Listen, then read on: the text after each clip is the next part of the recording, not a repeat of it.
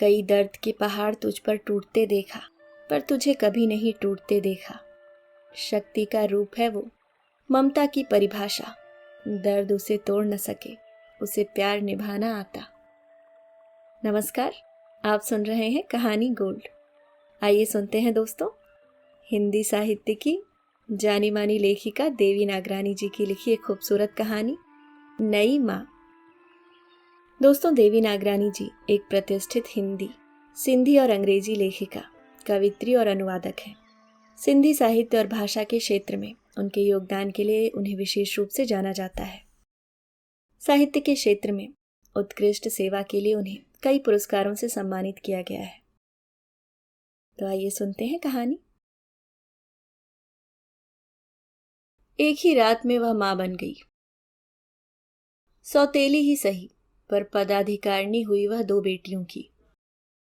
यह वरदान उसे विरासत में मिला। ममता कैसे संपन्न होती है, बच्चे की किलकारियां क्या होती हैं, छाती से दूध की धारें किस तरह छलकती हैं, कुछ भी जाने बिना वह मां बन गई। नियति का वरदान। बड़ी बेटी रचना अपनी नई मां के मनोभाव समझ पा रही थी। वह भी इस महाद्वंद के पाटों के बीच कश्मकश के दौर से गुजर रही थी। कला, हाँ, कलावती ही उसकी नई मां का नाम था।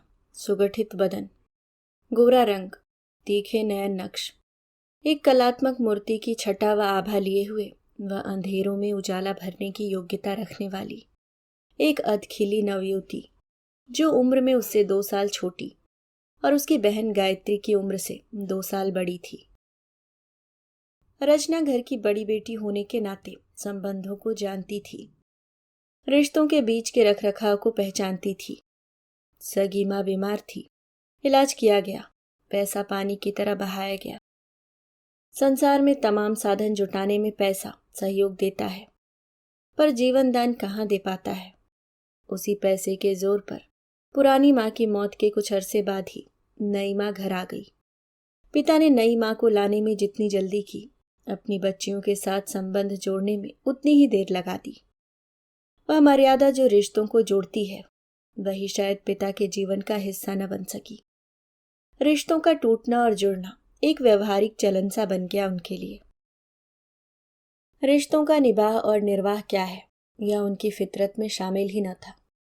थी तो बस लोकलाज की परवाह, बैठकों में मान मर्यादा, दिखावे की चमक दमक, और हर वह साधन जो उनके निजी सुखों में बढ़ोतरी ला सके।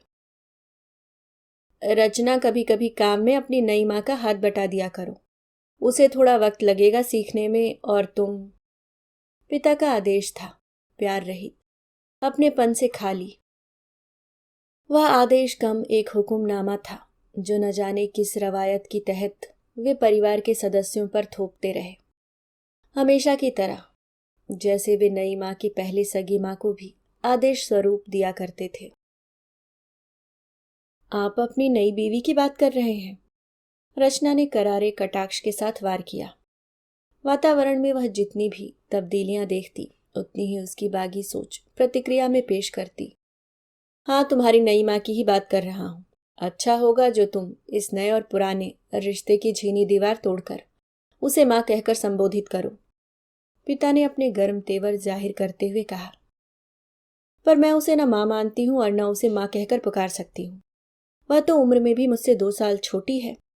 खूंटे से बांधकर आपने उसके साथ एक रिश्ता जोड़ लिया, बस एक नाम दे दिया, जाने किस स्वार्थ के कारण। रचना, अपनी सोच को भटकने न दो, पिता ने अस्पष्ट शब्दों में विरोध किया। रिश्ता जोड़ना एक बात है, उसे निभाना एक और बात, और उसे परिपूर्ण करने के लिए आपको अपने बच्चों का सहयोग लेना पड़े, यह न तो उचित है और न ही शिष्टाचार के लिहाज से सही, कहकर रचना बेरुखी से चलने को हुई। रुको, तुम अपनी नई मां को मां नहीं मानती, क्या यही कहना चाहती हो तुम? नहीं, कहना तो नहीं चाहती, पर कहे बिना रह भी नहीं सकती। आप मुझे यह एहसास दिलाने की कोशिश न करें कि जो रिश्ते आप मुझ पर थोपेंगे वो मुझे या गायत्री को मान्य होंगे। मुझे अच्छे बुरे की पहचान है, भले बुरे में फर्क समझती हूँ। इस घर की बेटी की उम्र से छोटी उम्र वाली किसी और घर की बेटी को आप ब्याह कर लाए हैं। और अब आप मुझे इस बात के लिए किसी तनावपूर्ण स्थिति में न डालें तो बेहतर होगा। उस नवविवाहिता लड़की का अपनी सोच पर पूरा अधिकार होना चाहिए। मैं उसके दायरे में अपनी सोच से दखल नहीं देना चाहती। परिपक्व सोच की मालकिन रचना अभी तक उस सच को स्वीकार नहीं पा रही थी। प्यार और मजबूरी, न्याय और अन्याय का हर सफ़ा अपनी कहानी कह रहा था। औरत अपनी सतीत्व का प्रमाण कब तक देती रहेगी? क्या उसकी मर्जी मर्दों की मनमानियों की डगर पर सर फोड़कर रह जाएगी? क्या उसकी चाहत पुरुषवादी सत्ता की दलदल में धंसती रहेगी? माँ की मौत ने रचना के मन को गहरी चोट पहुंचाई और थोड़े ही वक्त में पिता का नई माँ को ले आना एक और वार रहा। चोट दर्द का एहसास दे जाती है और यही एहसास समय के पहले बहुत कुछ सिखा भी देता है। प्यार, नफरत, ईर्ष्या, स्नेह, ममत्व, यही हर चेहरा बेनकाब सा हो जाता है। समझौते के नाम पर रिश्ते नंगे हो जाते हैं। यही बागी सोच रचना के भीतर बवंडर बनकर रवां हो रही थी। अब संवेदना दिल को कहाँ ढाढ़स बंधा पाती है। एक समाधान की जांच पड़ताल यादों में अधूरी ही रहती है तो दूसरी घटना संपूर्ण हो जाती है। एक कांड के पीछे एक और कांड इस रफ्तार से सामने आते हैं कि हल अधूरे के अधूरे समाधानों के अंधेरे में खो जाते हैं। आपकी चाय लाई हूं, विनम्र झुलसा हुआ स्वर सुना। सोच से पैदा हुई मन की कड़वाहट गर्म चाय की भाप की तरह रफू चक्कर हो गई। देखा कला चाय पास वाली तिपाई पर रखकर जाने को मुड़ी। सुनो, और आगे रचना कुछ कह न पाई।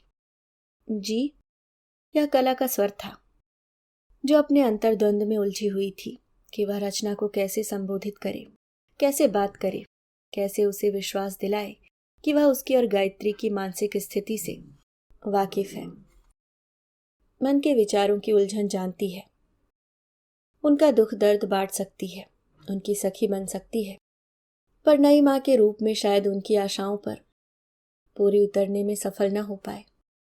कला का बचपन बीता, जवानी बिना आहट आई और मौसमी बहार आने के पहले पतझड़ साथ होली। बेटी, अब तो स्कूल न जाया कर, घर का कामकाज सीख ले, आगे काम आएगा, माँ ने कहा था। पढ़ना भी तो काम आएगा कि नहीं माँ? घर का काम तो औरत को ताउम्र करना होता है और हर लड़की जब औरत बनती है तो वह सहज ही उसे अपनी ज़रूरतों के आधार पर सीख लेती है। कहकर कला ने पुस्तकें उठाई और छत पर पढ़ने के लिए कदम आगे बढ़ाया। अरे सुन, अनसुना न किया कर।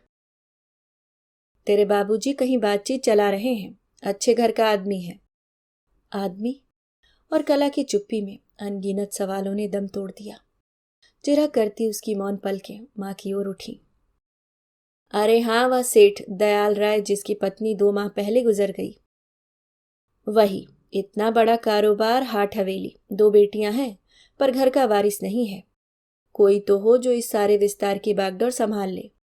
ऐसे ही तो नहीं बीतेगा यह अस्त व्यस्त जीवन। अगर तेरी बात वहां पक्की हो जाए तो फिर तेरे वारे न्यारे हो जाएंगे और हम भी सुख की सांस ले पाएंगे। तेरे पीछे 2 बहनें और भी तो हैं। मुझे विश्वास है यह रिश्ता उनके लिए भी स्वर्ग का द्वार खोल देगा। कहकर माँ ने दोनों हाथ जोड़कर भगवान से न जाने मन में कौन सी मन्नत मांगी। छत की ओर जाती सीढ़ी पर पांव धरा ही न था कि ठिठक कर रुक गई कला। कलावती कमला प्रसाद, यही नाम उसके स्कूल के दाखिले के वक्त रजिस्टर में दर्ज हुआ था। यादों की दीवारें शीशों की तरह होती हैं, झीनी झीनी सी नाजुक। वे यादें कभी बिना चोट के चूर चूर होने की तबीयत रखती हैं, बेआवाज ही भर भरा कर रह जाती हैं। माँ की ओर देखते हुए कला सोचती रही। नाम की पहचान क्या सिर्फ पिता के नाम से होती है?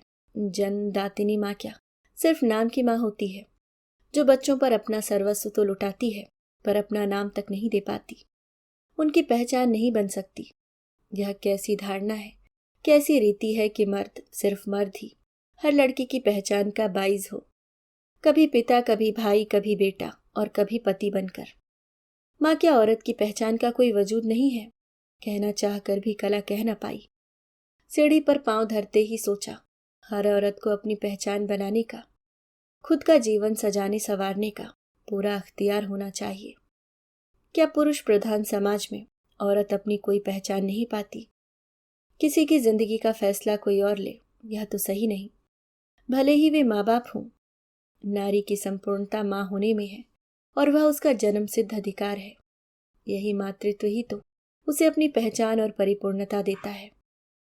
अपनी निर्णयात्मक सोच पर और भावनाओं पर उसका पूरा अधिकार होना चाहिए। कला अपने इर्द गिर्द सोच के धागों से अपने भविष्य के सपनों को बुनती रही कि उस सोच को कुचलती उसके पिता की आवाज उसके कानों में गर्म पिघला हुआ सीसा उड़ेल गई। अरे भाग्यवान, सुनती हो? कल शाम कला का रिश्ता सेठ दयाल राय जी के साथ तय होगा। वे शगुन लेकर 5 बजे आएंगे। देखना स्वागत में कोई कमी कसर न रहे। कहते हुए कमला प्रसाद एक निर्णयात्मक आदेश देते हुए अपने कमरे की ओर बढ़ते गए और कला के बढ़ते कदम आगे जाने की बजाय न जाने समय की कितनी सीढ़ियां पीछे की तरफ लांघ आए। कुछ टूटकर बिखरा। वो क्या था ये नहीं जाना। जो कुछ भी हुआ वो न जाना पहचाना एहसास था न अपना। दिल अपने भीतर के खालीपन में डूबता चला गया और तीरगी के साए पल पल गहरे होते रहे। जिंदगी की रौनकें पल में नीरस हो गईं। इच्छाओं की आहटें बुझे चरागों की तरह सहम गई। दिल पर दस्तक देना भूल गई। फूल खिलने के पहले मुरझाने लगे।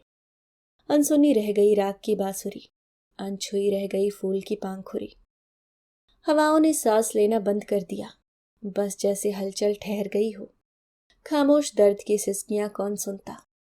इन रिश्तों के बाजार में लेने देने के सिलसिलों में पिस जाती हैं बेटियां। उनका समस्त अस्तित्व, उनकी जिंदगी की पहचान एक विवाद पर आकर ठहर जाती है। आप भी अपनी चाय यहीं ले आएं, साथ में पिएंगे। यह रचना का कोमल स्वर था। कलावती को आभास हुआ जैसे न समझी कि झीनी दीवार भरभरा कर धराशायी हो गई। नारी मन ने शिद्दत से महसूस किया कि जब रिश्ते जुड़ जाते हैं तो चाहकर भी उन्हें तोड़ा नहीं जाता, बस निभाने की रवायतें अपनानी पड़ती हैं।